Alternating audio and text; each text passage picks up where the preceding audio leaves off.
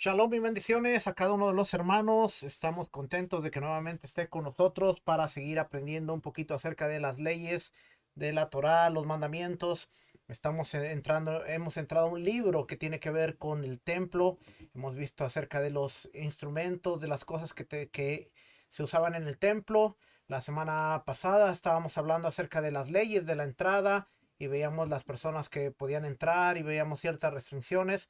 Hoy vamos a ver un poquito más acerca de los sacerdotes, el lavado de las manos y vamos a ver qué aprendemos hoy. Nos quedan cinco capítulos para estudiar el día de hoy, pero hoy terminamos esta fase. Así es que vamos a poner por aquí por pantalla. No, esa no es. Deme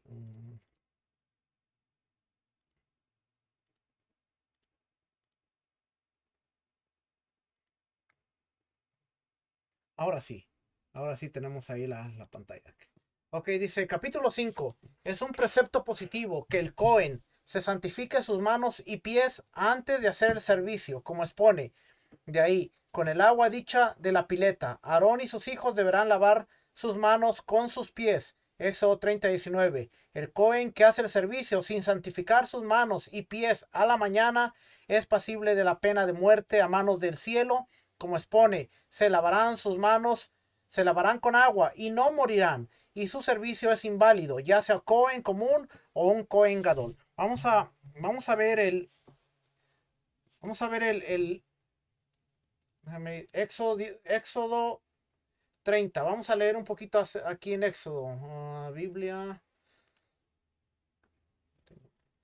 Vamos a ver qué nos dice Éxodo para entender ese pasaje mejor. 30. Versículo 17 dice, Adonai también habló a Moisés diciendo, también harás una fuente de bronce para lavarse, con su base de bronce. La pondrás entre el tabernáculo de reunión y el altar, y pondrás en ella agua. Aarón y sus hijos se lavarán con ella sus manos y sus pies. Cuando entren en el tabernáculo de reunión, se lavarán con agua para que no mueran. Cuando se acerquen al altar para servir y presentar la ofrenda quemada a Adonai, también se lavarán las manos y los pies para que no mueran. Esto será un estatuto perpetuo tanto él para sus descendientes a través de sus generaciones. Así es que estamos viendo aquí que nos dice que se debían santificar las manos y los pies. Vemos que viene de Éxodo 30:19. Ah, ¿De dónde se deriva que su servicio es inválido? Como expone, es un decreto para ellos y para su descendencia. Lo leímos también en Éxodo 30:21. Respecto de la vestimenta sacerdotal está dicho, es un decreto permanente, así como el falto de vestimenta profana que vimos la semana pasada, la vestimenta rota, era profanar el servicio. Profanaba el servicio, como hemos explicado, también el que no se lavó sus manos y sus pies profana el servicio. El Cohen no precisa santificarse entre cada servicio, sino una vez se santifica la mañana. Con ello sirve todo ese día y toda la noche. Esto es, si no sale del gran templo, si no duerme, si no orina y si no deja de prestar atención, sino que cuida sus manos teniendo en cuenta que estén santificadas para el servicio. Si hizo una de estas cosas, debe volver a santificarse. Eso quiere decir que nos está diciendo que un sacerdote podía estar con sin lavarse sus manos muchas veces, solo una vez, siempre y cuando no hacía una de estas cosas, dormir, salir del templo, hacer sus necesidades, podía quedarse, que era casi imposible. Así es que cada que ellos hacían una de sus necesidades, cada que ellos dormían, cada que ellos hacían ciertas cosas, ellos tenían que volverse a lavar las manos y los pies porque era la forma de santificarse para poder entrar y presentar las ofrendas. Así es que es sumamente interesante. Déjame ver aquí, por aquí. Voy a leerle por aquí, ya le enseño en el templo. Si salió del gran templo y volvió a hacer el servicio sin haberse santificado, entonces, si no dejó de prestar atención, su servicio es válido. Esta regla viene del gran templo. La persona no ingresa al azará, al servicio, sino hasta sumergirse, incluso si está puro. Aquí nos está diciendo que la regla del templo era que se tenían que Se tenía que lavar las manos, aunque estuviera puro, se tenía cada que se acercaban a la Azara. Azara es el área de la, de la matanza, el área del altar, eso es el Azara. Todo el varón, todo el que evacúa de cuerpo requiere inmersión, y todo el que orina requiere santificación de manos y pies. Si un Cohen sale de la muralla de la Zará, si salió para permanecer afuera, cuando regresa requiere inmersión. Y si salió para regresar inmediatamente, cuando regresa requiere solamente santificación de manos y pies. Y si no se sumergió ni se santificó e hizo el servicio, siendo que no dejó de prestar atención ni orinó, su servicio es válido. Si un Cohen saca sus manos fuera de la muralla de la Zará, no necesita volver y santificarse. Si sus manos se impurifican, las sumerge y son puras, y no precisa volver a santificarse. Si su cuerpo se impurifica por consumir alimentos impuros o beber bebidas impuras y se sumergió a pesar de que no precisa que anochezca, debe volver a santificarse después de la inmersión, porque todo el que se sumerge santifica sus manos y pies y después hace el servicio. Y si no se santifica, siendo que no dejó de prestar atención, no profana el servicio. Un Cohen Gadol que no se sumergió ni se santificó manos y pies entre el cambio de vestimenta y entre los diferentes servicios de Yom Kippur, e hizo el servicio, su servicio es válido, siendo que esas inmersiones y santificaciones no son iguales respecto de Aarón, es decir, el Cohen Gadol, y sus hijos, es decir, los Kohanim comunes. Es dicho, se lavará de ella Aarón y sus hijos, lo que es igual respecto a todos los Kohanim, es lo que obstaculiza que es la primera santificación. Si se santifica sus manos un día, debe volver a hacerlo al día siguiente, incluso si no durmió toda la noche, porque las manos quedan invalidadas meramente por el paso de la noche. Oiga bien, ponga atención, porque se cree que las manos quedan invalidadas, y por eso la primera acción que hacen nuestros hermanos es lavarse las manos en la mañana por cuestiones de purificación. Dice, si se santifica la noche y quemó los cebos toda la noche, debe volver a santificarse de día para el servicio diurno, el servicio de la mañana. Si se santificó sus manos y sus pies para la extracción de las cenizas, a pesar de que se santifica antes de que suba el sol, no necesita volver a santificarse luego de que amaneció, porque ya se santificó al principio del día. Es un precepto santificarse del agua del Kior, pileta para lavado de manos y pies. Y si un Cohen se santifica con uno de los recipientes de servicio, es válido. Pero los recipientes mundanos, o sea que no tiene nada que ver con el templo, que están fuera, no santifican. Sino uno se santificó con el recipiente del servicio afuera de la Zará. Si uno se santificó con un recipiente de servicio afuera de la Zará, o con un recipiente mundano dentro, y hace el servicio, su servicio es inválido. ¿Qué quiere decir aquí? Había ciertos, ¿cómo le llama aquí?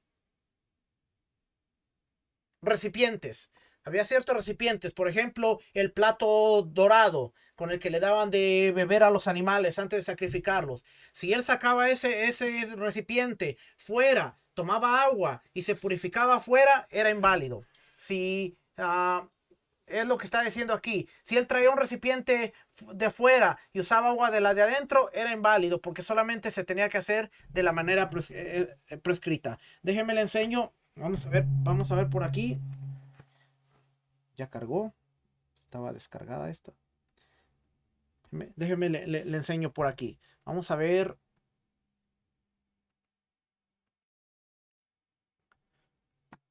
Vamos a ver por aquí. Tengo que...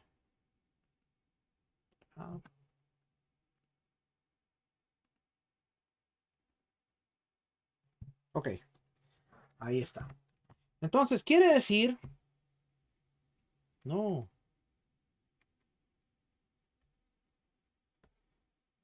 Quiere decir que este es el atrio de las mujeres, ¿verdad? Como siempre hemos visto. Déjame ver por aquí. Asegurarme. Ok. Este es el atrio de las mujeres. Entonces, quiere decir que el azará, la parte del azará es todo esto de aquí. Todo esto de aquí donde está el misbeach, el altar, y el lugar para sacrificar a los animales. Quiere decir que si un Cohen salía de esta área, yendo a alguno de los edificios o saliendo al atrio de las mujeres, tenía que santificarse. Tenía que santificarse. Entonces, tenía que venir a esta área de aquí. Acuérdense que Éxodo dice entre el altar, entre el lugar santo y el altar. Algunos lugares ponen el lavacro aquí. En la aplicación en las fotografías de el tabernáculo. De hecho, el lavado, el lavacro está entre el altar y el lugar, en la entrada del lugar santo, que sería por aquí. Pero nadie podía acercarse a esta área sin haberse lavado las manos y los pies. Así que era imposible que estuviera ahí. Por eso, entonces, ellos tenían que entrar por esta parte del edificio, que es el Beit Atinas. Tenían que entrar por esta parte del edificio, giraban a la derecha y aquí está el Kior. Vamos a ver qué dice aquí. Dentro del Beit Atinas, el edificio de la esquina sureste, estaba el Kior, lavacro. La cámara estaba ubicada en la esquina noroeste del edificio y era conocida como la Beit HaKior, casa del Kior. Era necesario estar en este lugar, ya que cualquier sacerdote que se acercara al altar o a la rampa del altar estaba sujeto a la muerte, como se indica en la Torá, lo que le acabo de explicar. Debido a que Beit Atinas se abría tanto al Azará como al Gel, el edificio tenía la santidad de Azará. Tenía que estar ubicado en este rincón particular para cumplir con el requisito de estar entre el altar y el ulam del edificio del templo. El Kior tenía 12 grifos para que se lavaran para que los sacerdotes se lavaran las manos y los pies. El amá, la zanja que rodeaba al Kior, para que la sangre en sus manos y pies fuera al desagüe. Aquí vemos que tenía un, un pequeño desagüe. Ahí está el drenaje. Venían, se lavaban las manos y los pies aquí. Por aquí teníamos, no, aquí teníamos otro.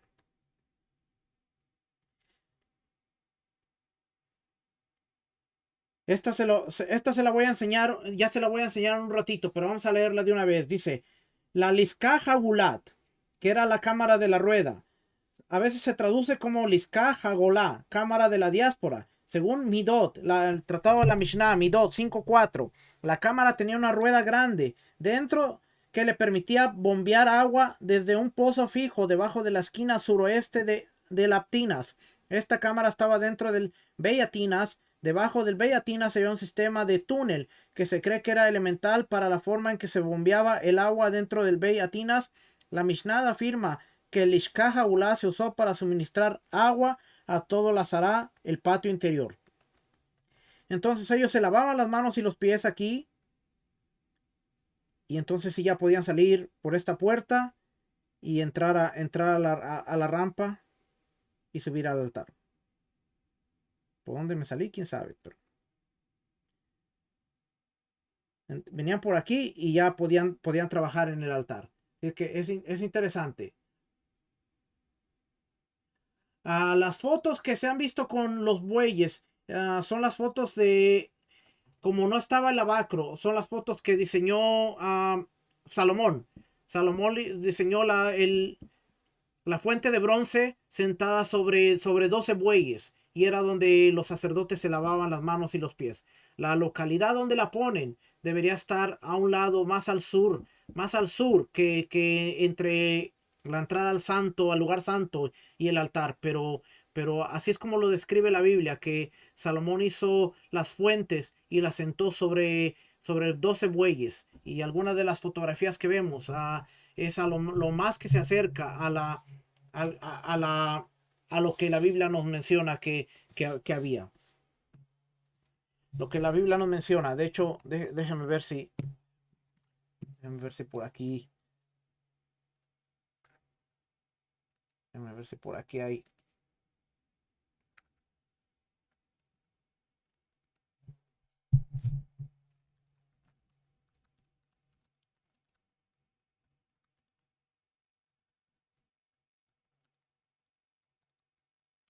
A ver si por aquí hay alguna foto. De hecho, fíjese, vamos a leer Primera de Reyes, capítulo 7, del 23 al 47. Vamos a, vamos a leer Primera de Reyes.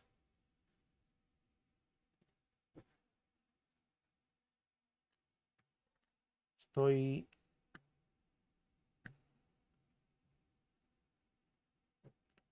Me hago bolas con tanta cosa aquí.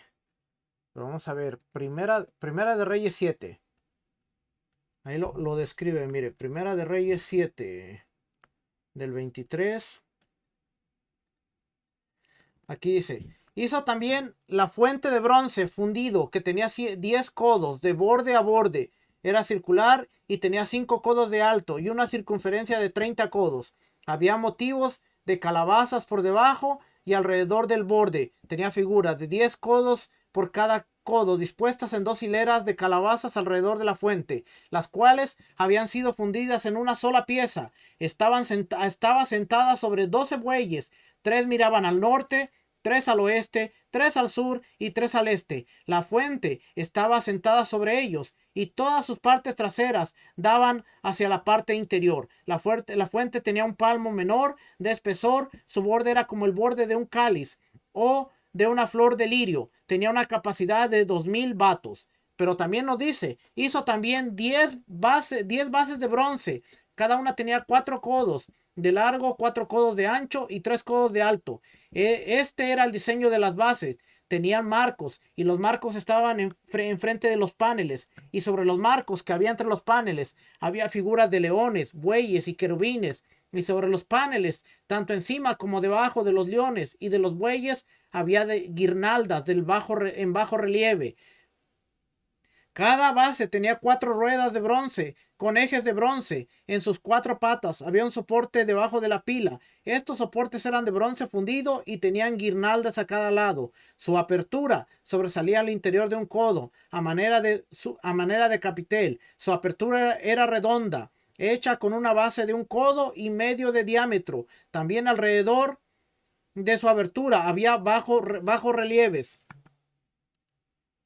Sus marcos eran cuadrados, no redondos. Las 4 ruedas estaban debajo de los marcos. Los ejes de las ruedas salían de la base. Cada rueda tenía un codo y medio de alto. El diseño de las ruedas era como de las ruedas de un carro. Sus ejes, sus aros, sus rayos y sus cubos también eran todos de metal fundido. También las 4 soportes de las 4 esquinas de cada base salían de la misma base.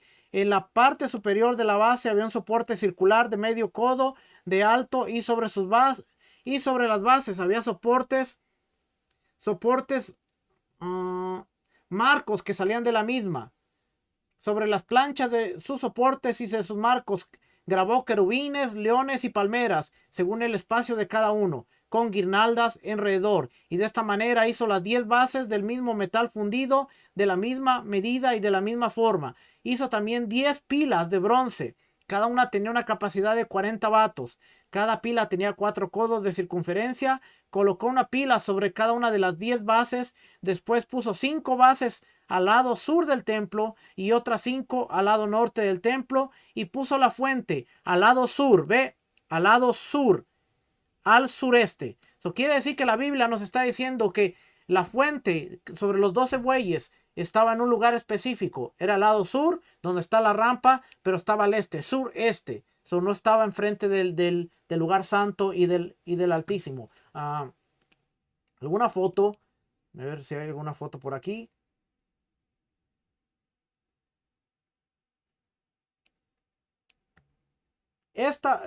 Bueno, vamos a empezar a comparar fotos. No, nada más para que nos demos cuenta. ¿Ok? Esta foto se puede describir un poco correcta, porque nos está poniendo la fuente en el sur, alejado del altar. El altar tiene escaleras, que está mal, debería ser una rampa. Si nos volvemos críticos, este está mal, porque tiene escalones, debe ser rampa, pero estamos hablando de la fuente. La fuente, aquí están tres toros viendo a cada lado, al este, al sur, al norte, al oeste. Y aquí están las otras 10 bases que describe ahí. 5 al sur y 5 al norte, 5 de este lado. Así es que La localización está bien. La rampa está mal. Aquí está otra fotografía en donde nos están describiendo los toros, de igual manera, y las medidas. ¿Ok? Y las bordes de flor, figuras de calabaza, hebreo, es el hebreo bakar, bueyes. No era calabaza como la que nosotros imaginamos, sino dice aquí que en el hebreo era la palabra bakar, que significa bueyes. Y aquí están las cabecitas de los bueyes, ¿ve? Esta fotografía está mal porque está en el lado norte. Aquí está el altar. Aquí definitivamente esta fotografía está en el lugar incorrecto. La foto se ve bien, los bueyes se ven bien, pero no está en el lugar donde debería de estar.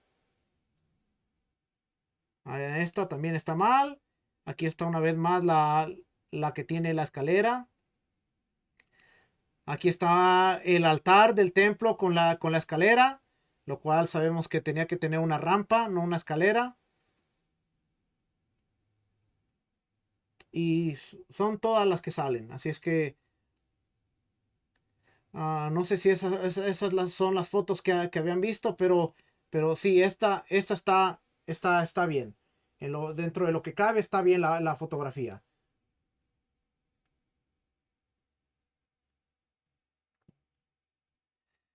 Ah, Como en el segundo templo estaban las cisternas y los desagües, ya estaban en lugar, ya no se necesitaban las fuentes movibles, porque ya estaban los acueductos y el sistema de tubería y todo. Así es que eso es correcto. Las cisternas proveían el agua. Así es que como aquí en este caso, todavía no había tanta agua, entonces tenían que tener las pilas extras. Estas me imagino yo que es para que una vez que el sacerdote se había purificado, lavado las manos y los pies, durante el transcurso del servicio podían utilizar estas, ya que estaban dentro del área, no salían, podían seguir utilizando estas cisternas. ¿Ok? Así es que déjenme regresar para acá, donde estábamos leyendo. Ok, entonces dice, nos quedamos en el Kior. Es un precepto santificarse del agua del Kior. Ya lo leímos.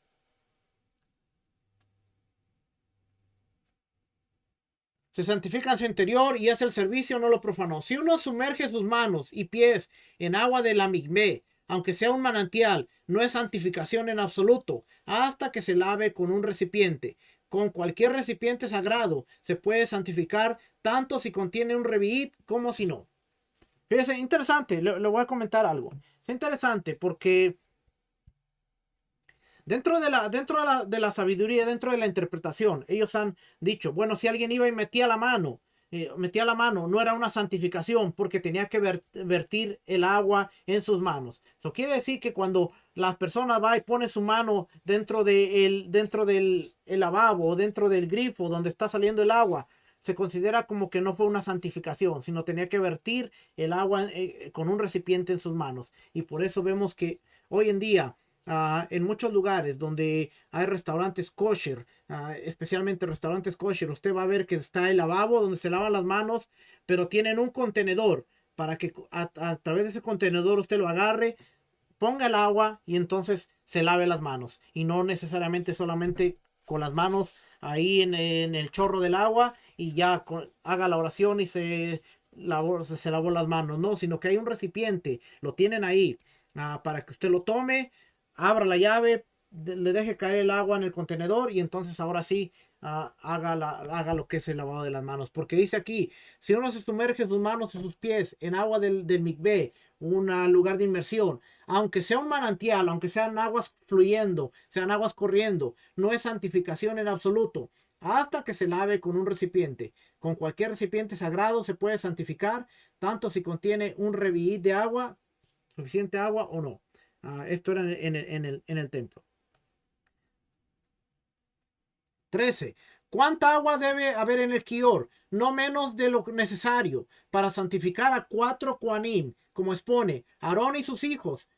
Éxodo 30, leímos Aarón y sus hijos. Lo que ellos deducen entonces estaba Eleazar, Itamar y Pinjas, el sobrino, que después se convierte en sacerdote también. Acuérdense, habían muerto 2 hijos. ¿Okay? Eleazar y Tamar, murió Nadab y Abiú, pero estaba Pinjas. Aarón, Eleazar su hijo, y Tamar su hijo, Pinjas el sobrino y Aarón eran 4. De ahí se deduce que debe haber suficiente agua para 4 sacerdotes. El agua del Quior, esto es lo interesante, que el agua del Quior queda invalidada al pasar la noche, como explicamos. ¿Y cómo lo hacían?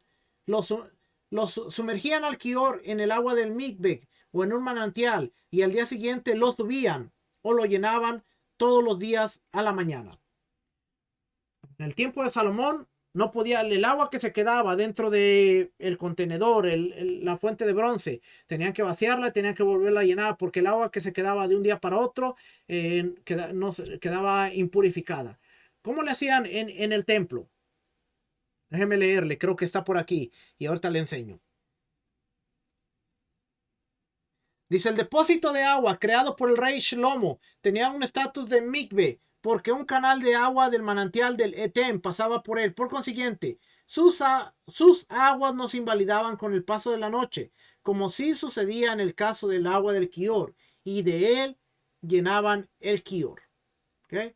Entonces, el depósito de agua creado por el rey Salomón, la fuente que estaba sobre los 12 bueyes, tenía el estatus de mikve, era como un lugar de inmersión, porque un canal de agua del manantial del Etem pasaba por él. ¿Cómo le hacían para pasarlo por él?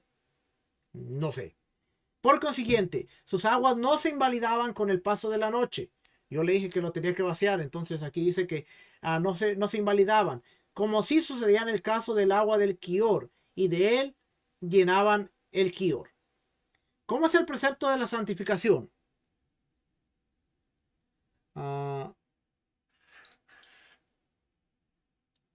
No está aquí.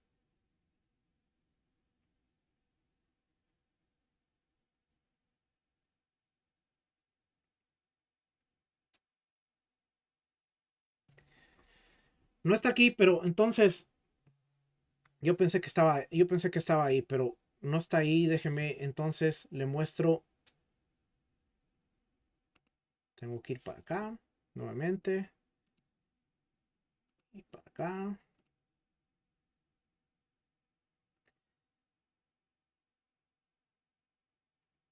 Y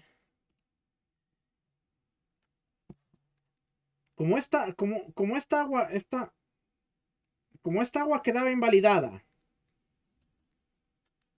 Dice aquí que quedaba. Entré por donde no era. Esta agua quedaba invalidada, ¿cierto? Entonces, ¿cómo le hacían? Bueno, le voy a leer ahorita en la Mishnah. Pero este es el lugar que leímos. Si nosotros subimos para arriba, aquí vamos a ver la rueda, en donde literalmente en la noche o al comenzar el servicio, ellos bajaban la rueda y el Quior que está ahí abajo subía con agua, quedaba vacío, pero después subía con agua suficiente para que los 4 sacerdotes se lavaran las manos.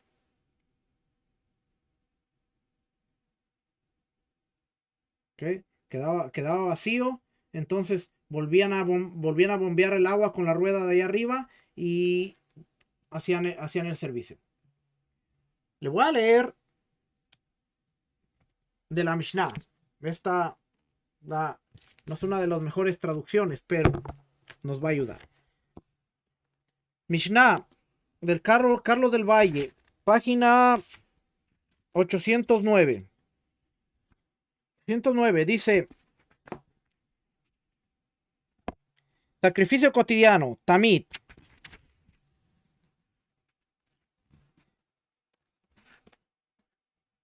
Dice aquí en el 810, párrafo 4, dice: a quien le tocaba limpiar las cenizas del altar, se iba a retirarlas. Mientras que otros le decían: ten cuidado, no sea que vayas a tocar el utensilio antes de que purifiques tus manos y tus pies en el pilón. Lo primero que se hacía en el servicio matutino era limpiar las cenizas. Pero oiga bien aquí, dice: al que le tocaba limpiar las cenizas del altar, se iba a retirarlas. Mientras que otros le decían: ten cuidado, no sea que vayas a tocar el utensilio, antes de que purifiques tus manos y tus pies del pilón o el kior. De acuerdo a Éxodo 30, versículo 17, nadie podía acercarse al altar sin lavar sus manos y sus pies. Fíjate, el brasero se encuentra en el ángulo entre la rampa y el altar, en la parte occidental de la rampa. Ninguno entraba con él, ni él llevaba la lámpara en su mano, sino que caminaba a la luz del fuego del altar. No lo veían, ni oían su voz, pero una vez que percibían el ruido de la máquina de madera que había hecho Ben Catín para el pilón, para el kior, decían, ha llegado la hora. Entonces santificaban las manos y los pies en el pilón, en el kior, cogía la paleta de la pala y subía a lo alto del altar, quitaba las brasas de una y de otra parte, recogía las más consumidas del interior y descendía. Cuando llegaba al pavimento, volvía su rostro hacia el lado norte y caminaba como 10 codos hacia el lado occidental de la rampa, amontonaba las brasas sobre el suelo, a unos 4 palmos de distancia de la rampa, donde eran arrojados los buches de las aves y las cenizas del altar interior y del candelabro. Capítulo 2. Cuando sus hermanos lo veían descender, corrían y se santificaban rápidamente sus manos y pies en el pilón. No sé por qué aquí dice pilón, pero es en el kior, en el abacro. Cogían los rastrillos y los ganchos y subían a lo alto del altar los miembros de los animales sacrificados y las piezas grasientas que no habían sido comidas al atardecer, la ponían al lado del altar. Si en los lados no había cabida, las colocaban en la zona circular en la rampa. Lo está escribiendo, el Tratado Tamid está escribiendo el servicio del día. Está escribiendo que era oscuro, podía haber estado oscuro todavía. Entonces, ¿qué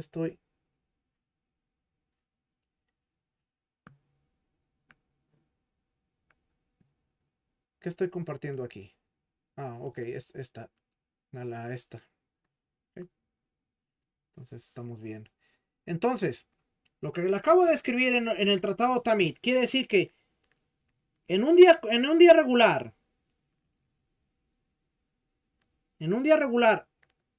madrugada todavía, bien de madrugada, un sacerdote tenía que hacer inmersión, no podía venir al servicio sin haber hecho inmersión. Entonces tenía que venir, ellos dormían, la guardia que le tocaba trabajar en ese día normalmente estaba dormida aquí en esta cámara, aquí donde se hace el pan. Pero si nosotros vamos aquí, vamos a ver que hay camas ahí, ¿ve? Por ahí están las camas.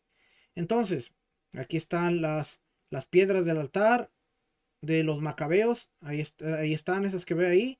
Son del altar de los macabeos. Cuando fue profanado, se quedaron ahí las tenían guardadas. Ellos venían en la mañanita. Y me llevó para arriba. Yo no quiero ir para arriba, quiero ir para abajo.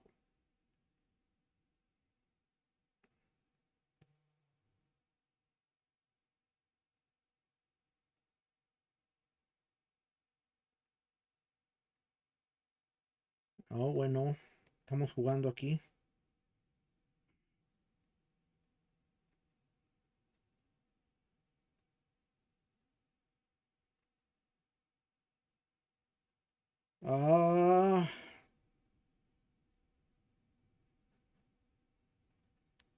Téngame paciencia, téngame paciencia.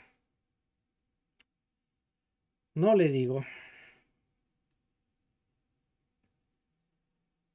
¿Cómo me quito de aquí?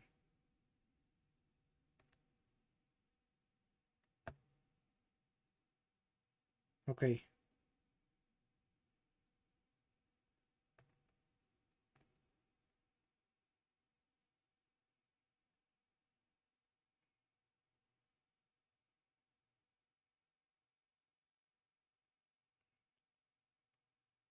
Allá abajo está el lugar en donde se sumergían. Túneles, ¿ve? Ya bajé. No sé cómo le hice para bajar, pero ya bajé. Ellos venían en la mañanita y tenían que hacer inmersión. Por eso aquí está el lugar de la inmersión y aquí había un baño. Aquí había un baño. Aquí nos dice, va a haber un baño. Había un fuego ahí y un lugar con una silla de dignidad, así le llamaban al excusado, la silla de dignidad.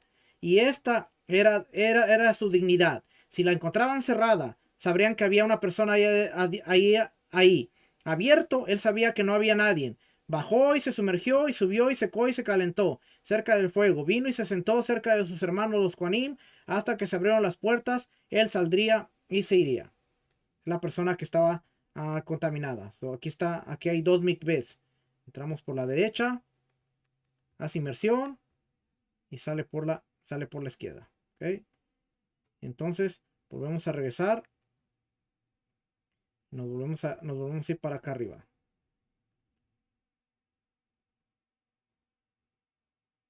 A ver si puedo subir y no hay problema. ¿Dónde estamos? Ok, aquí. Ahí hay lugares donde dormían. Entonces, cuando venían y se abrían las puertas, al que le tocaba recoger las cenizas, que estamos viendo. Tenía que venir y mientras sus hermanos le decían, ten cuidado de no tocar los utensilios hasta que no purifiques tus manos y tus pies. Él tenía que recorrer todo esto. Pues estaba oscuro, tenía una antorcha. Entonces venía por aquí.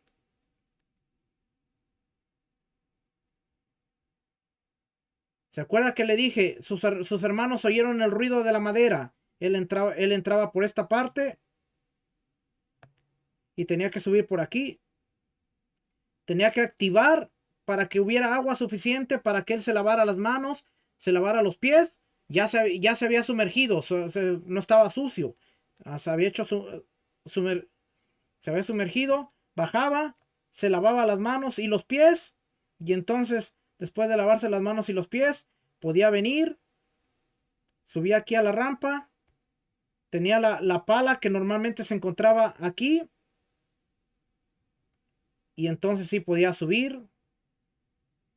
Venía, subía a la rampa, sacaba las brasas, sacaba las cenizas, dejaba las cenizas aquí, sacaba las brasas. Dice que descendía de la rampa, iba hacia el lado norte, donde tiraban los buches y las aves, que era más o menos por el lugar de aquí.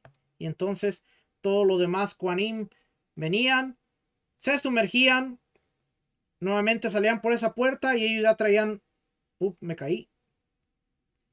Venían ya, se habían hecho lavado de las manos, de los pies, y entonces sí ya subían y podían empezar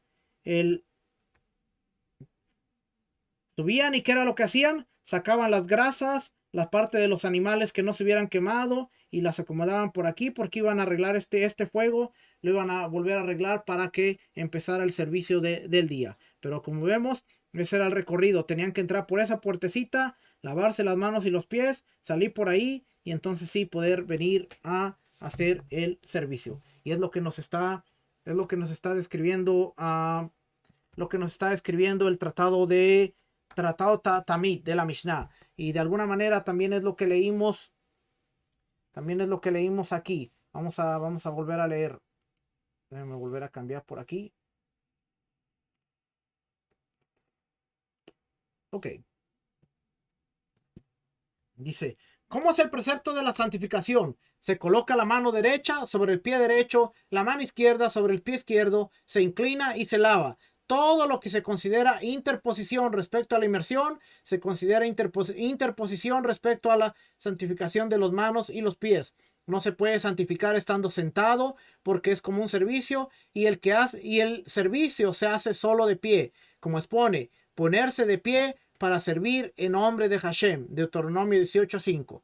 Todo el que sirve estando sentado profana y su servicio es inválido, no es penado con azotes, porque su advertencia se deriva de los servicios del gran templo. Debe estar de pie sobre el suelo y si hay algo que se interpone entre el suelo y él, por ejemplo, si está parado sobre objetos animal o sobre los pies de su compañero, invalida. Asimismo, si algo se interpone entre la mano y el objeto con el cual hace el servicio, lo invalida. Por eso no usaban zapatos, no usaban sandalias, tenían que estar descalzos. No hay servicio sino con la derecha. Y si alguien sirve con la izquierda, invalida el servicio, pero no es azotado. Por eso la mayoría de las cosas que nosotros hacemos, lo hacemos con la mano derecha. Levantamos el pan con la mano derecha. Levantamos la copa del kiddush con la mano derecha. Todo lo hacemos porque se acostumbraba que todo servicio a Dios se hacía con la mano derecha. Una vez, le voy a contar una anécdota para que se ría un poquito.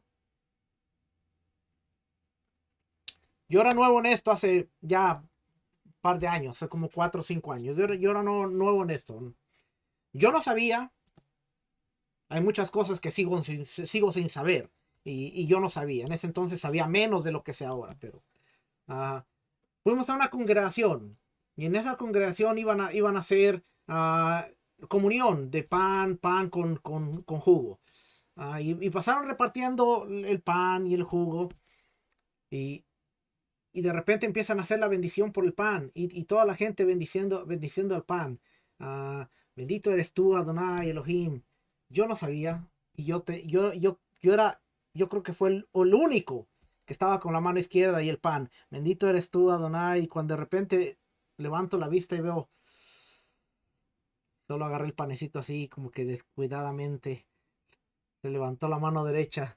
Bendito eres tú, Adonai. Y ya como que si nada pasó. Y de ahí yo empecé a ver que hay muchas cosas que a veces las hacemos, pero no entendemos. A veces no sabemos por qué se hacen las cosas y decidí que si yo iba a hacer algo, iba a tener que aprender cómo se hacían las cosas, por qué se hacían las cosas. Y esa ha sido mi motivación desde hace mucho tiempo, porque no es que me haya sentido avergonzado y apenado, sino simplemente yo no sabía. La congregación, el pastor se dio cuenta, se empezó a reír y nunca me dijo nada. Hasta el día de hoy nunca me ha dicho nada, pero yo era el único ahí que, bendito eres tú ahí. De repente veo a mi esposa con la mano derecha ahí y dice, ¿no sabías? Yo sí sabía. Y todavía para acabar, yo sí sabía. Y esa fue la anécdota que le quería contar. Para que se ría, para que vea que pasamos por experiencias de este tipo. Y todo servicio, por eso el Kiddush, Shabbat, la mano derecha. Havdalah, mano derecha. Todo lo que se hace con la mano derecha porque el servicio se hacía con la mano derecha. Lo estamos leyendo aquí en la Mishnah, dice, no hay servicio, sino con la derecha. Si alguien sirve con la izquierda, invalida el servicio, pero no es azotado, se invalidaba. Su servicio no era válido en el templo si se hacía con la izquierda. Si un Cohen sirve con un pie sobre un objeto y un pie sobre el suelo, un pie sobre una piedra y otro sobre el suelo, se evalúa en cualquier caso de que extrajese el objeto o la piedra, él podría quedar parado sobre el otro pie. ¿Cómo se paraban?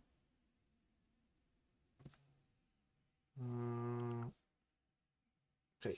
Capítulo 6. Todo Cohen que tiene un defecto físico, ya sea fijo o como pasajero, no debe ingresar al gran templo desde el altar hacia adentro, como expone. No deberá traspasar la cortina divisoria, el parojet, el velo, ni deberá allegarse al altar. Levítico 21, 23. Y si transgrede e ingresa, es azotado, aunque no sirva. Y si sirve en el gran templo, invalida y profana su servicio y es azotado por el servicio, como expone. El que tenga un defecto físico no debe acercarse. Vamos a leer lo que dice Levítico 21, 17. A leer Levítico.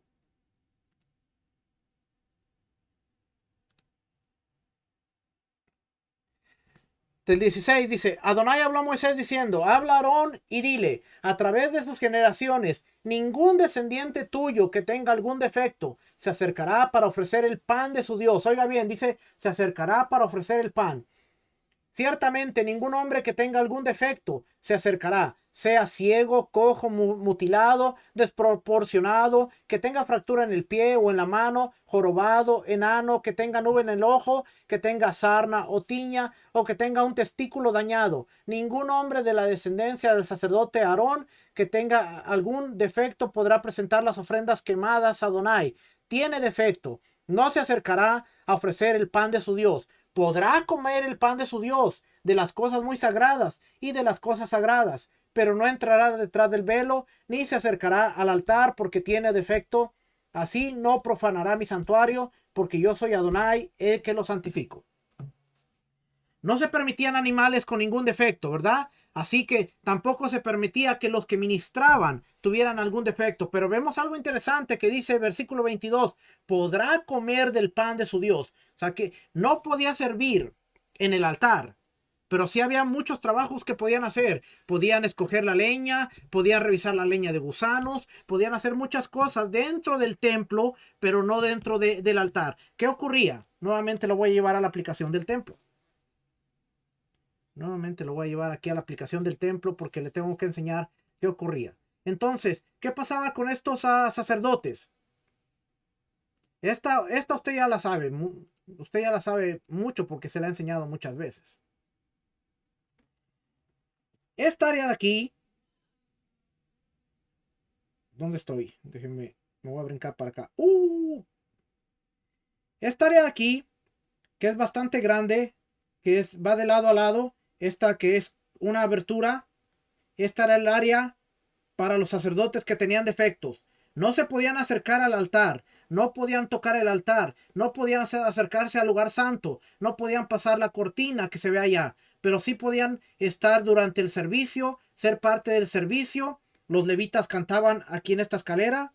Estos eran los 3 escalones para los levitas, pero ellos tenían el área, tenían un área más alta de dignidad. Ve, Israel, levitas y los sacerdotes que tenían defectos, pero no podían pasar aquí. ¿Ves ese escaloncito que está ahí? Eso implicaba que era un escalón más alto de santidad. No podían pasar ahí. Ellos podían estar aquí. Cuando se hacían ofrendas, ellos recibían su porción de carne, pues recibían su porción de pan, y entonces iban y la comían en alguno de esos edificios, mientras ellos presenciaban. Dios no los desechaba. Dios no decía, ustedes no sirven, no los quiero, sino ellos podían estar tranquilos aquí. No podían sacrificar un animal, no podían traer las partes del animal al altar, no podían hacer eso, pero ellos podían estar aquí cantando salmos, viendo todo el servicio, teniendo parte de la ofrenda, parte del pan, y entonces una vez que les daban su parte de ofrenda y su parte de pan, se iban al edificio, se iban a cualquiera de estos edificios en donde había hornos, no en esta parte que esta era la parte santa, pero sí, si nosotros vamos a encontrar que dentro de estos lugares, saliendo, había hornos y había lugares donde ellos podían comer. Bueno, aquí me salí para afuera, pero si nosotros entramos del otro lado, estoy seguro que de este lado, aquí hay, de este lado del edificio, por aquí estos edificios que no tenían un lugar de santidad, ellos podían comer su pan, podían comer su carne, y Dios no los desechaba. ¿Okay? Dios no los desechaba, simplemente no podían participar de las ofrendas y no podían participar no podían participar del servicio, perdón, pero de las ofrendas sí. ¿Okay? Así es que dice aquí, ya leímos, por la tradición oral aprendieron que es una advertencia de acercarse al servicio, pero tenían su lugar, podían estar ahí. Asimismo, si él tiene un defecto físico pasajero, hace el servicio. Si él tiene un defecto físico pasajero y hace el servicio, lo invalida y es azotado como expone. Toda persona que tiene un defecto físico no debe acercarse. Levítico 21:18, lo leímos. Todos los defectos físicos, tanto si son de nacimiento como si surgieron después, ya sean permanentes como pasajeros, el que lo tiene es inválido para servir hasta que le pase. Un defecto físico permanente es, por ejemplo, ya lo leímos, pero vamos a ver aquí un poquito más. Una pierna, una mano fracturada, un defecto físico pasajeros, por ejemplo, herpes o eczemas de la piel. Y no solo los defectos físicos escritos en la Torá son los que invalidan a los Kohanim, sino también los defectos físicos visibles en el cuerpo, como expone todo que tiene defecto físico. Hay 3 tipos de defectos físicos. Hay defectos que invalidan al Cohen de hacer el servicio y al animal de ser ofrendado. Hay defectos que invalidan solo a la persona de hacer al servicio. Y hay defectos que no invalidan. Pero por Marit Ain dijeron que todo Cohen que tiene uno de ellos que no haga el servicio. Solo los defectos físicos revelados invalidan a la persona, pero los defectos internos, por ejemplo, si a alguien le sacaron un riñón o su vaso o si su intestino se perfora, aunque se convierte en un tereifa que está desgarrado. Interesante que mire, aquí encontramos esta palabrita nuevamente, terefa, desgarrado. Su servicio es válido, como expone una fractura de pierna o mano. Así como estos son revelados, también todos los revelados. Eso quiere decir que si el sacerdote tenía un problema interno, en ese tiempo no había una, ¿cómo se llama? Un ultrasonido para ver que estaba dañado alguna parte y decir, tú estás invalidado. Probablemente pues, no sabía. ¿Ok? Era lo visible, lo que se podía ver. Un Cohen que se casó con mujeres prohibidas. Esto es interesante. Un Cohen que se casó con mujeres prohibidas para él no debe hacer el servicio. No podía funcionar. Hasta que el tribunal rabínico lo sujete bajo promesa, bajo los términos de varias personas, para que no la pueda anular. Tenía que haber varios testigos de que no pecará más. Entonces hace el servicio, luego desciende y se divorcia. Asimismo, si un Cohen se impurifica con los muertos, adrede, es inválido hasta que asuma en un tribunal rabínico de que no se impurificará más. El libro de Nehemías nos habla de que cuando regresaron de Babilonia, tuvieron que confrontar a los sacerdotes y decirles que tenían que dejar ir a sus mujeres. ¿Por qué? Porque no podían participar. Y a veces cuando no se entiende la Biblia dicen, no, pero qué actitud de Esdras, qué actitud de Nehemías, que hicieron a los israelitas separarse de sus mujeres, de sus hijos, porque era sus mujeres o hacer el servicio. Y como ellos habían tenido un llamado divino por Dios y no les importó, sino que ellos se contaminaron casándose con mujeres que la Torá les prohibía que ellos se hubieran casado, pues ahora Dios le dice, tienes que dejar ir a las mujeres. Y era lo que estaba pasando. No se trata nada de una cultura antisocial, no se trata nada de, no, tenemos que entender el contexto del libro, porque cuando lo leemos, aún mucha gente hoy en Raíces Hebreas dice, sí, pero eso de la reforma de Esdras y Nehemías, ¿qué fue eso? El Eterno no quiere que te divorcies, el Eterno, y ellos estaban despachando a mujeres al por mayor. No, los sacerdotes, porque eran los que se tenían que acercar. Y si se casó con una mujer que no era de las naciones, o del pueblo con las que él estaba permitido y era de las naciones, tenía que divorciarse y tenía que dejar a esa mujer libre. No es lo que estaba pasando. Y aquí lo vemos claramente, que dice, tenía que ir a un tribunal, ir al Sanedrín, hacer una promesa bajo los términos de varias personas que no lo pudieran anular y entonces hacer el servicio, divorciarse y seguir como sacerdote. El Tribunal Supremo se sentaba en la sala de piedra cortada. Su principal actividad diaria era sesionar y juzgar a los Kohanim.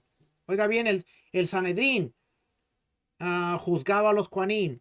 Por ejemplo, examinar el linaje de los Kohanim, inspeccionar sus defectos físicos. Cada vez que se encontraba un factor de descalificación en el linaje de un Cohen, este vestía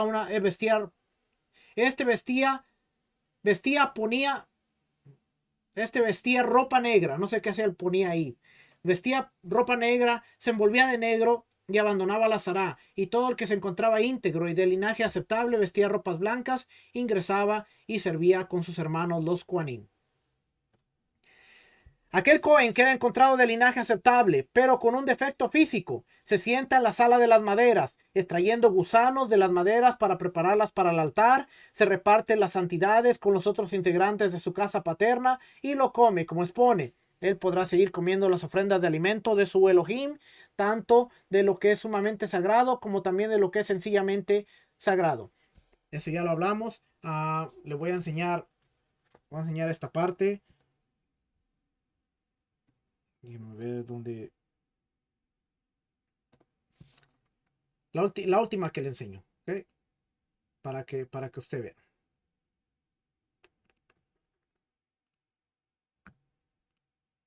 ¿Ok?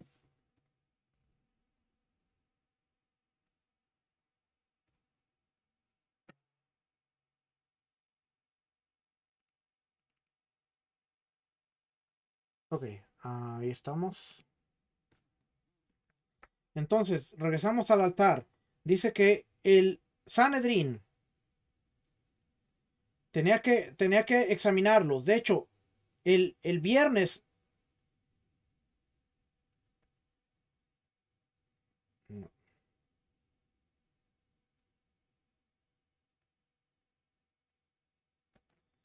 Aquí bajamos y aquí vemos que está el Sanedrín. Aquí se sentaba el Sanedrín. Examinaban los Koanim. Aquí se sentaban. De hecho, el viernes en la mañana. Oiga bien, esto es interesante. El viernes en la mañana, ellos tenían que venir y presentarse al Sanedrín, la guardia que iba a trabajar esa semana, para que el Sanedrín los entrevistara, los examinara y ver cuántos de ellos estaban aptos para el servicio, porque en Shabbat se cambiaba la orden y ellos no hacían reuniones en Shabbat. Así es que el viernes en la mañana, toda la guardia venía, se entrevistaba con el Sanedrín, los examinaban, los inspeccionaban, les daban su ropa, porque al siguiente día, en Shabbat, ellos empezaban la guardia. Y ellos venían a esta cámara, venían aquí a esta cámara y ahí eran examinados por el Sanedrín, que eran los que se sentaban aquí. ¿Ok? Y los examinaban. Dice aquí el Sanedrín Gedolá tenía un total de 71 jueces y era el tribunal más alto de Israel. También aquí se llevaban a cabo los casos de pena capital. Era en este lugar. ¿Okay? Ya, esa era la última que le iba a enseñar. Ya terminamos. De la aplicación del templo ya terminamos. Ok. Capítulo 7.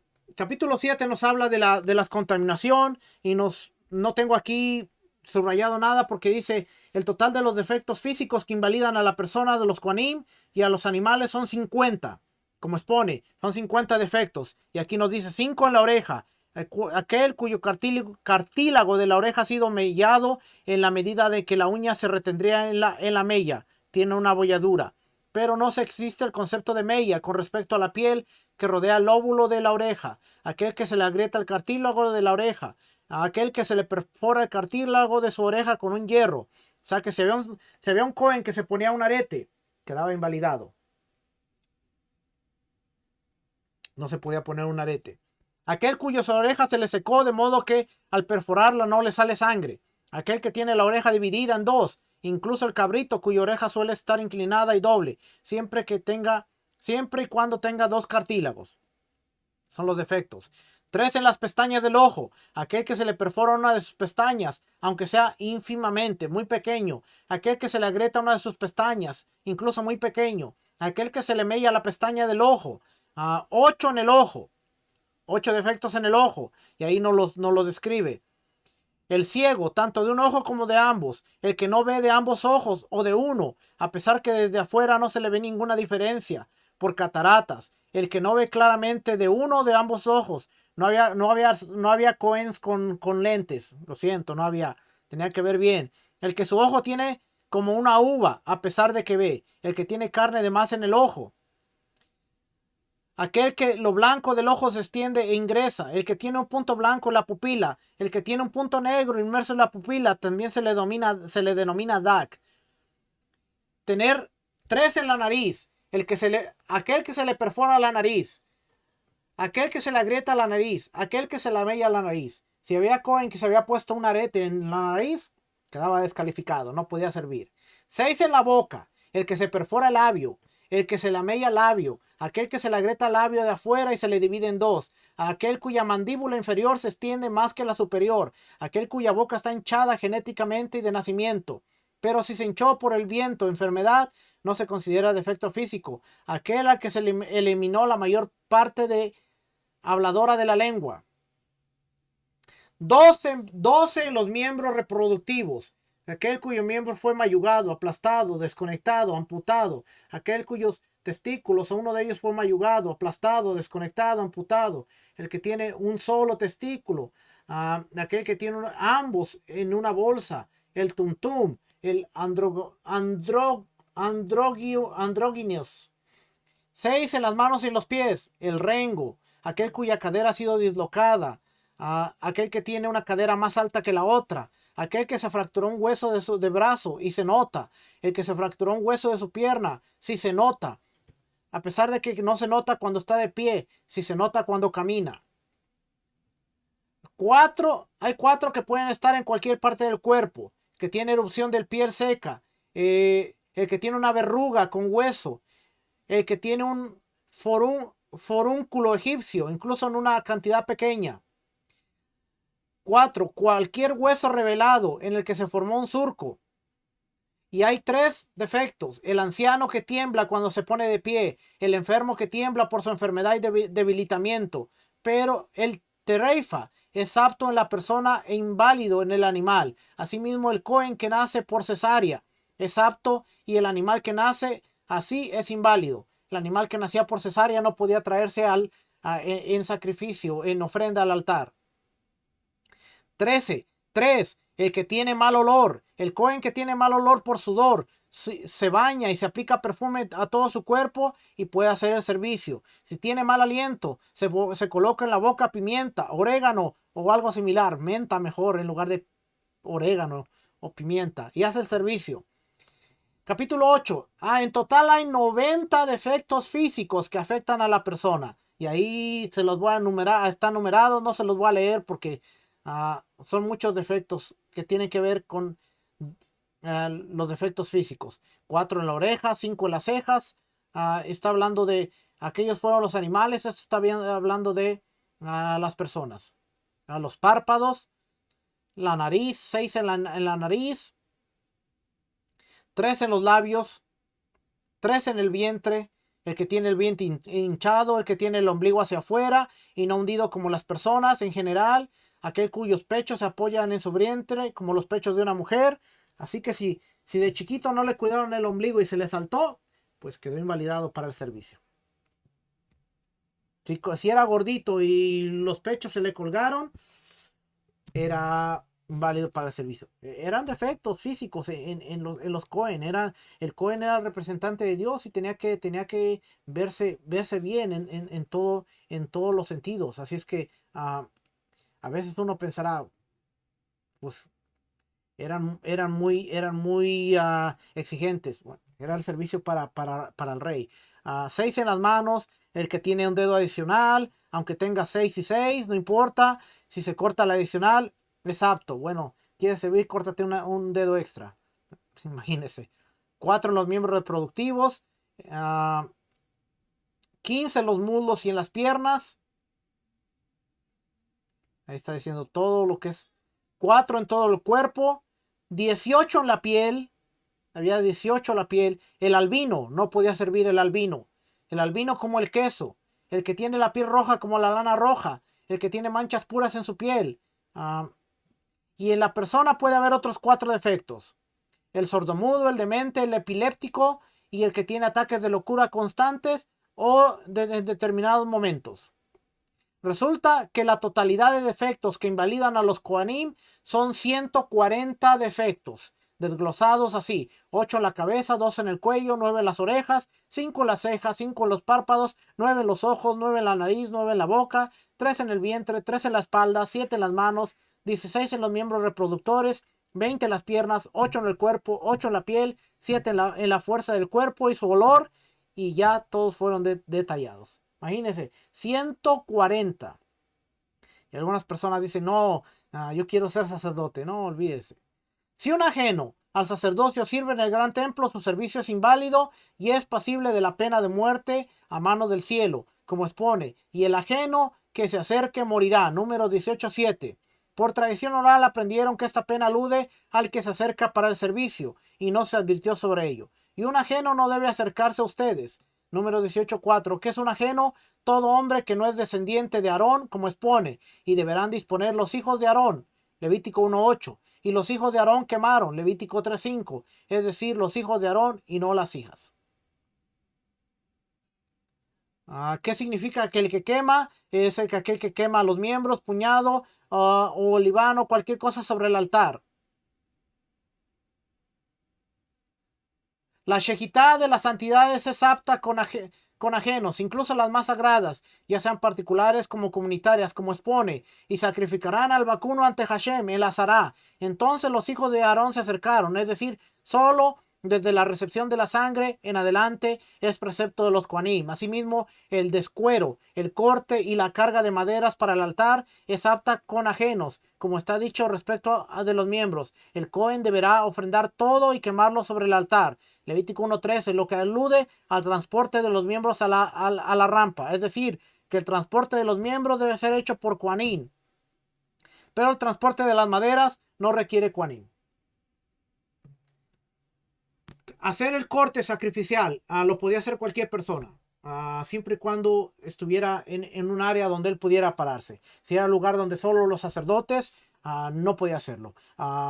El equipo de investigación de Joseph Good, hemos estado viendo que había dos lugares extras donde se podían sacrificar las ofrendas. Una estaba en el lado norte y otra en el lado sur, que no estaban dentro de la Sará. Ahí las personas podían sacrificar, podían cortar, no podían manipular la sangre. Un hijo de Aarón tenía que venir, traer la sangre, pero también las personas podían desollar al animal, y las partes que se eran traídas al altar, solamente los hijos de Aarón. En estas áreas que estaban, lado norte y lado sur, pero en el área del altar, que eran las ofrendas comunitarias por el pueblo, donde solamente los hijos de Aarón podían sacrificar a los animales, no podía acercarse ningún israelita. Pero fuera de esas áreas, donde sí se permitía las ofrendas personales, la persona podía venir, traer su cuchillo, y siempre y cuando fuera apto, tenía que ser un cuchillo filoso y él podía hacer el corte. Un Cohen tenía que recibir la sangre, llevarla al altar, y después todo el proceso, él podía ser parte de ese proceso, siempre y cuando no estuviera dentro de una área santificada.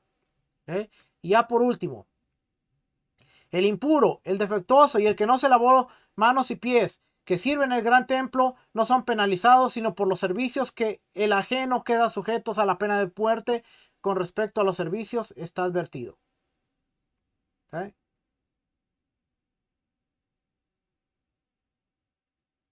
Todo 13. Todo Cohen que hace idolatría, ya sea adrede como inadvertidamente, aunque vuelva en Teshuvá completa, jamás podrá servir en el gran templo, como expone. No se acerquen a mí para servir. Ezequiel 44:13. Tanto se idolatró mediante un servicio, por ejemplo, si se hizo una cura, o si se posterna a la idolatría, o el que la acepta y la asume como su Dios, queda inválido para siempre. Vamos a leer Ezequiel 44:13. Porque es duro lo que está hablando Ezequiel aquí.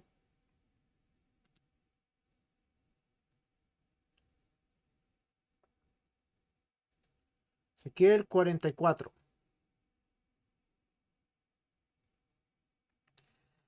10. Los levitas que se alejaron de mí, mientras Israel anduvo errante, lejos de mí, y fueron en pos de sus ídolos, cargarán con su castigo, y estarán en mi santuario como servidores, encargados de las puertas del templo, y sirviendo en el templo, los levitas.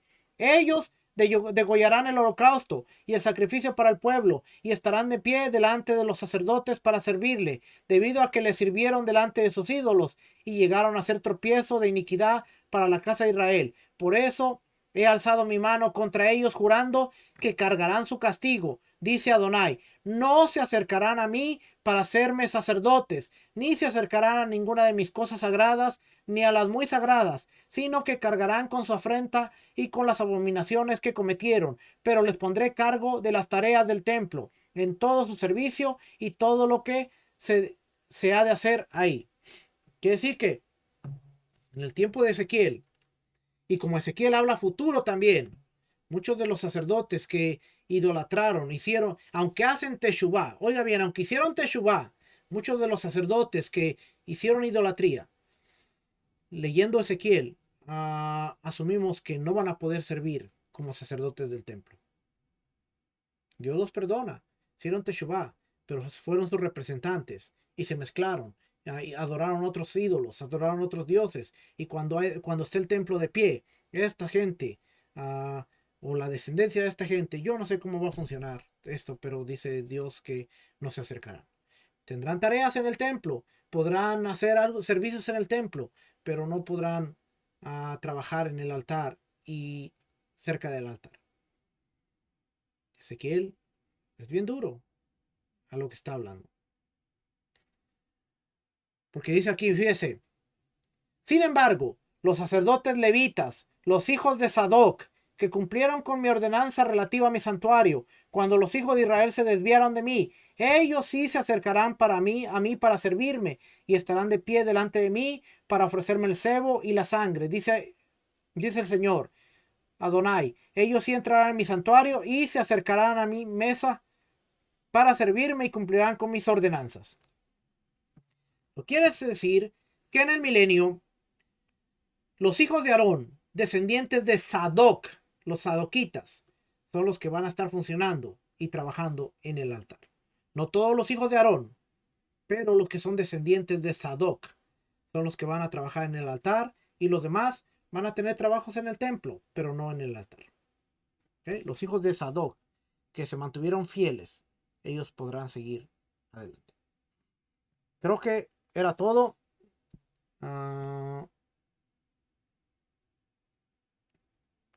Resulta que en totalidad, 15, resulta que en totalidad, la totalidad de inválidos para el servicio son 18, a saber, el que hace idolatría, el ajeno, el defectuoso, el incircunciso, el impuro, el que se sumergió en ese día, el falto de expiación, el onén, el viudo, el ebrio, el falto de vestimenta, el que tiene más de la vestimenta reglamentaria, el que tiene las vestimentas rasgadas, el que se deja el cabello largo, el que no se lavó las manos y los pies, el que está sentado, cuando hay entre los pies y el suelo algo que se interpone, cuando algo se interpone entre la mano y el objeto, el que sirve con la mano izquierda.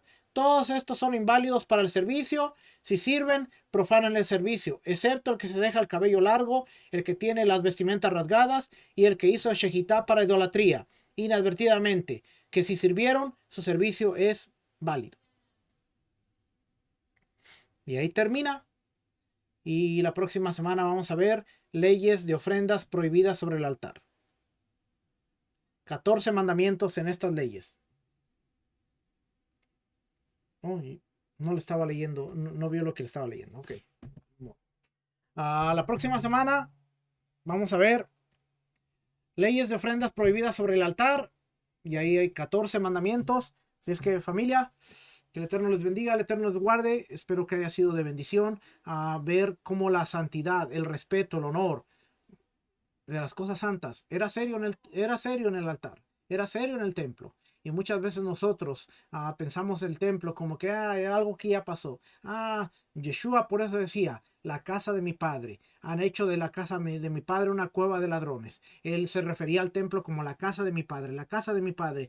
Yo creo que si Yeshua hubiera expresado el amor que él tenía por el templo, muchas de las cosas que hoy nosotros desechamos o no tomamos en cuenta serían muchas cosas de reflexionar si Yeshua hubiera expuesto todo lo que él pensaba del templo. Lógicamente, su objetivo no era el templo, porque el templo estaba funcionando y el templo seguirá funcionando. Su objetivo era cómo regresar a la humanidad, cómo traerla de regreso. Por eso él dice, mi misión es ir y buscar a las ovejas perdidas de la casa de Israel, ir y buscar ese perdón, aquel que está necesitado, aquel que está perdido, aquel que está extraviado. Pero el templo tiene su manera de funcionar. Mi padre se ha encargado. Yo no me voy a meter en ello. Yo voy a disfrutar del templo mientras pueda. Era Hanukkah, estoy en el templo. Era Pesach, estoy en el templo. Era Sukkot, estoy en el templo. En la mayoría de las fiestas vemos a Yeshua estando en el templo, porque era parte de su pasión. El templo, el templo, el templo. Es que, ¿por qué nosotros hablamos mucho del templo? Porque 279 de los 613 mandamientos están conectados con el templo. Las fiestas están conectadas con el templo. La mayoría de la Torá está conectada con el templo. El Nuevo Testamento tiene el lenguaje del templo. Las cartas de Pablo tienen el lenguaje del templo. Las cartas de Pedro tienen el lenguaje del templo. Todo el libro de Romanos tiene el lenguaje del templo. Yom Kippur, el servicio del templo. Apocalipsis, los primeros siete capítulos. Si queremos entender escatología, tenemos que ver que está hablando en todo lo que se está funcionando con el templo. Su servicio, los primeros 7 capítulos de Apocalipsis. Si queremos entender todo lo que es el resto de Apocalipsis, el templo es necesario. Y por eso nosotros tomamos el tiempo de estudiarlo, aprender y seguir creciendo cada día. Nos vemos la próxima semana para seguir aprendiendo en este su segmento, entendiendo la ley de nuestro Dios, entendiendo la Torá. Que el Eterno les bendiga, el Eterno les guarde. Shalom, bendiciones. Shalom.